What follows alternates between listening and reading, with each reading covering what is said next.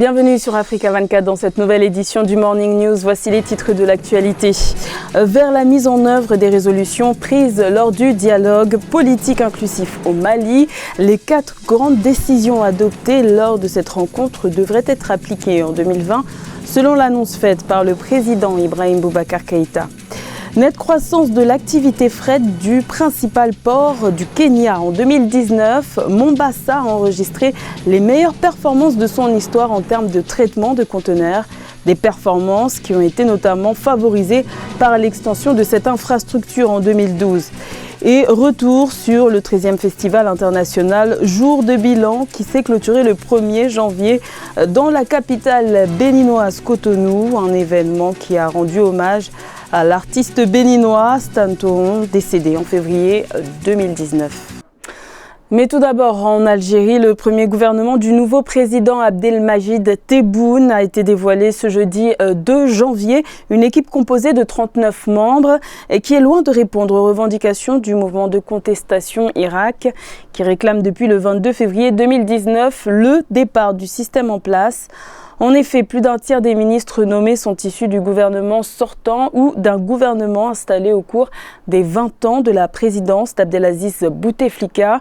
Ce même jeudi 2 janvier, plusieurs sympathisants du mouvement Irak qui étaient détenus depuis plusieurs mois ont été remis en liberté provisoire.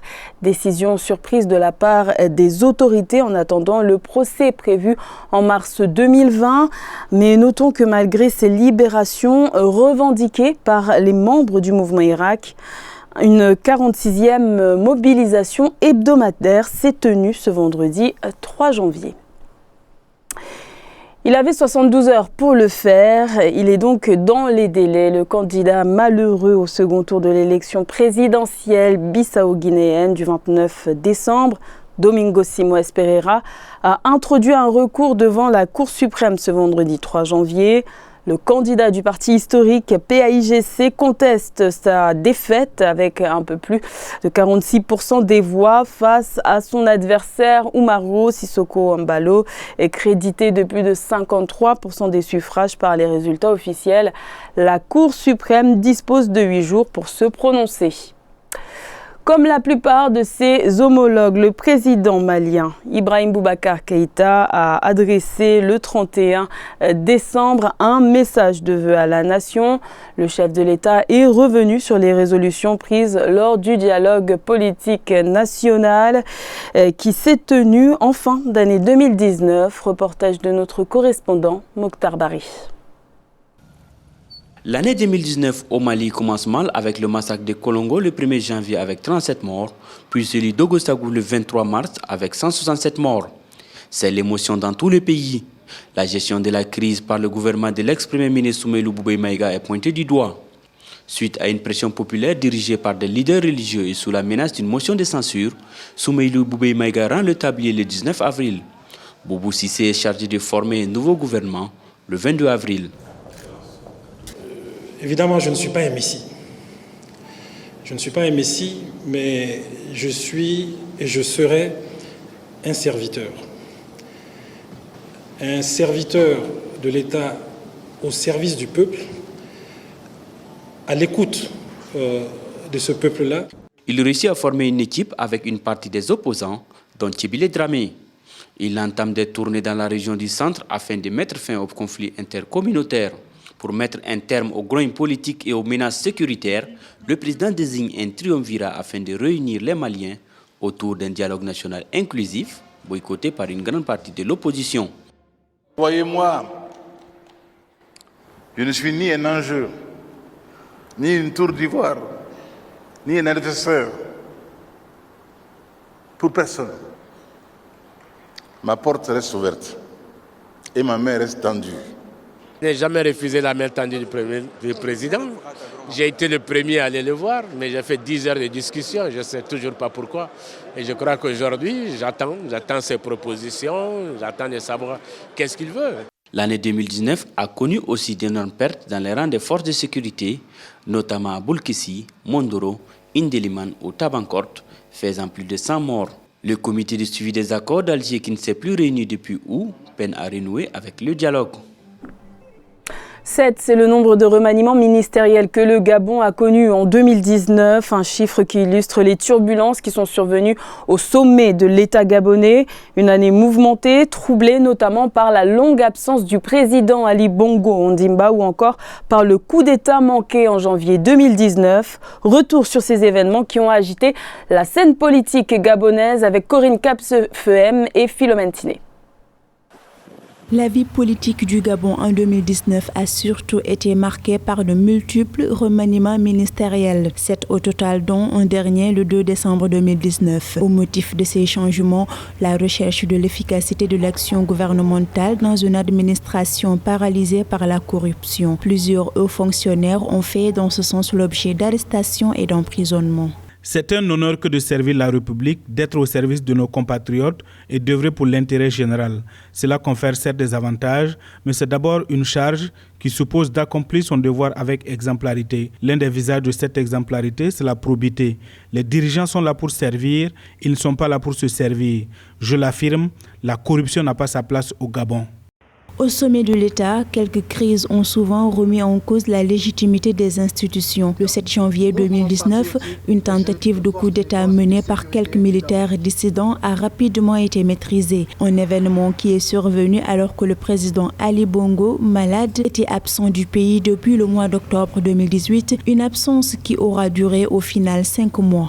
L'absence d'Ali Bongo au sommet de l'État entre octobre 2018 et mars 2019 a eu un impact destructeur au sommet de l'État. Tout simplement parce que nous avons vu une certaine imposture s'installer à la présidence de la République, une imposture à la limite encouragée par la Cour constitutionnelle. Alors qu'une grande partie de l'opposition gabonaise continue de mettre en doute la capacité du président Ali Bongo à gouverner, eu égard à sa longue absence maladie, le président de son côté multiplie les sorties pour rassurer ses compatriotes. Dans son discours à la nation le 31 décembre, il a mis une emphase sur le sens patriotique qui devrait animer chaque Gabonais, notamment ses proches collaborateurs, à qui il recommande des actes concrets pour une véritable transformation de la vie des populations.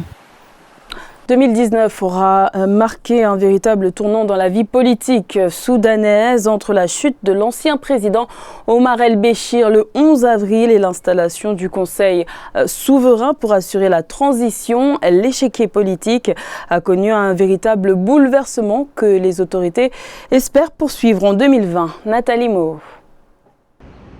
Le Soudan vient de terminer une année de changement politique majeur. Le pays est désormais dirigé par un conseil souverain à majorité civile. Une première dans le pays après 3 décennies de régime dirigé par le colonel Omar el-Béchir, déchu en avril 2019 et condamné à 2 ans de prison pour détention illégale de devises. L'entrée des civils aux instances de décision a ouvert la voie à des pourparlers de paix entre le gouvernement soudanais et des groupes rebelles des États du Kordofan et du Darfour. Le Soudan a désormais de nouveau les clés de son avenir entre ses mains et qu'on est sur un cap. Les militaires vont véritablement rentrer dans leur rôle régalien, qui n'est pas celui de gérer la vie politique dans un pays. Le Soudan essaie de remettre son économie à flot. L'inflation, la crise des devises, la hausse des prix du pain ont poussé aux manifestations qui ont conduit à la chute du régime. Pour l'année 2020, le gouvernement a adopté un budget de 12,63 milliards de dollars et a maintenu des subventions sur le pain et les produits pétroliers. Le pays a un énorme potentiel, mais il est en sous-investissement. Le Soudan a connu une dépréciation de sa monnaie. Le Soudan souffre d'un manque criard d'infrastructures et surtout d'un isolement bancaire et financier international. L'année 2019 s'est achevée par l'abolition de la charia et la dissolution de l'ex-parti au pouvoir, le Parti du Congrès national. De plus, les autorités plaident pour la sortie de la liste des pays qui financent le terrorisme pour accroître ses partenariats économiques. Également dans l'actualité, au Soudan du Sud, le président Salva Kiir a gracié ce jeudi 2 janvier 30 prisonniers, dont le défenseur des droits de l'homme, Peter Biak Ajak. Ce dernier avait été arrêté en juillet 2018, puis détenu pendant 8 mois par les services de renseignement, sans être inculpé pour autant. Il avait ensuite été condamné en juin à 2 ans de prison pour espionnage, pour avoir donné des entretiens à des médias étrangers. Le Kenya a connu en 2019 la meilleure performance de l'activité fret de son histoire au sein du port Mombasa. 1,4 million de conteneurs ont été traités. Une performance rassurante pour le Kenya qui envisage d'investir 193,5 millions de dollars dans le cadre de la modernisation du port Mombasa. Plus de détails avec Philomène Tiné.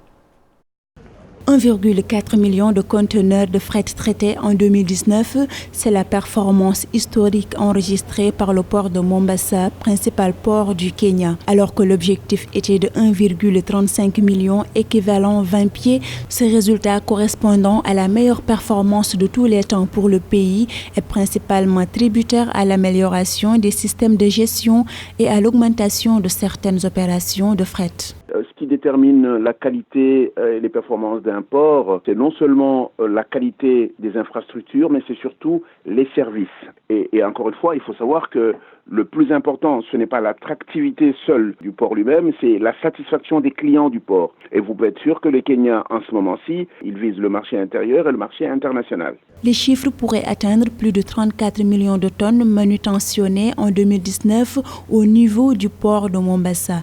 Les autorités kenyanes envisagent atteindre un objectif de 1,5 million équivalent 20 pieds en 2020 et espèrent augmenter le trafic annuel de marchandises à travers le port à 47 millions de tonnes d'ici 2025.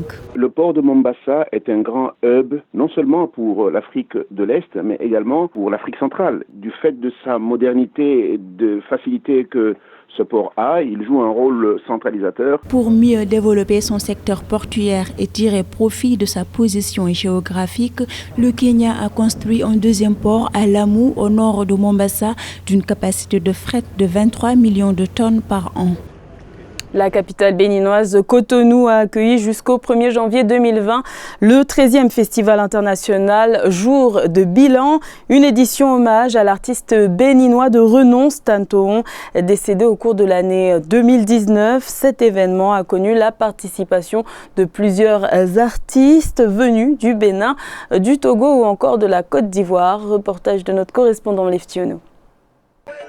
Au Bénin, l'apothéose du Festival international Jour de Bilan, 13e édition, a rendu hommage à l'icône de la musique béninoise, roi du Ting System, rythme traditionnel béninois modernisé, Stan Tohon à Cotonou, le 1er janvier 2020. 11 mois après son décès à Paris, en France, où il y était pour des soins de santé, des artistes africains et béninois ont magnifié l'artiste chanteur, musicien, compositeur béninois à travers des concerts sur le Festival international Jour de Bilan. À la fin de la 12e édition du festival, on s'est dit qu'on allait inviter Tohon Stan sur le projet. Mais il s'est fait qu'au cours de l'année précédente, il a rendu l'âme.